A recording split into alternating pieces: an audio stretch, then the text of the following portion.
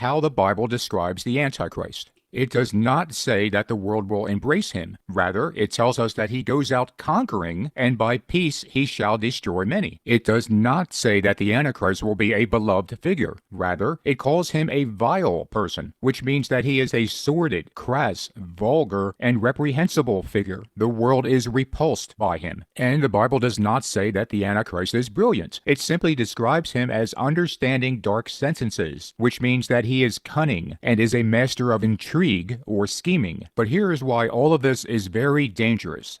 The myth that the Antichrist is brilliant and charismatic and beloved and someone who the world will embrace is part of the false gospel that has deceived millions upon millions of Christians. It is intended to distract us from what the Bible actually says and to look away from the man who matches those biblical descriptions. So when you hear someone say that Donald Trump is simply paving the way for the Antichrist, it is because they mistakenly believe that the Bible says the Antichrist will be embraced by the world, that he will be beloved, that he is smart, young, attractive, charismatic, and all of these things that Trump is clearly not. But we have to put those false beliefs about the Antichrist aside because they are not taught in the Bible. If we just go by what the Bible says, instead of the Christian fiction that so many of us are involved with, we would learn that the Antichrist comes in his own name, meaning that he is a famous person. The Antichrist is beloved by the Jews, not the entire world. He has the mouth of a lion. He is profoundly arrogant and magnifies himself in his heart. He has no regard for the truth. He understands dark sentences. He is a vile person. He has a covenant between Israel and her neighbors. He goes out conquering to get what he wants, and he has the ultimate ego that makes him capable of proclaiming himself to be God. If we just go by what the Bible says, all of these things point directly at things are shaping up just as the Bible said they would. And for those of us on Christ's side, it's exciting to live in times such as these. God bless.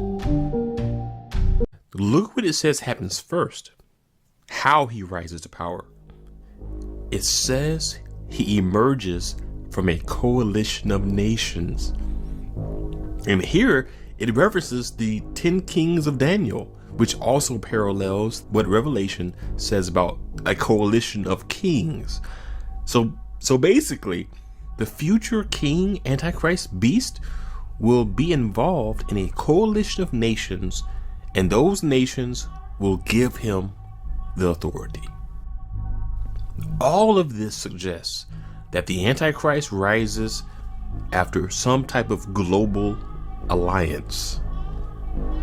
Now you see why prophecy teachers are watching this very closely. Because something like this is fertile ground for a leader like that to arise from. And then look, it says that he gains power through strategy, not just war. By peace, he shall destroy many.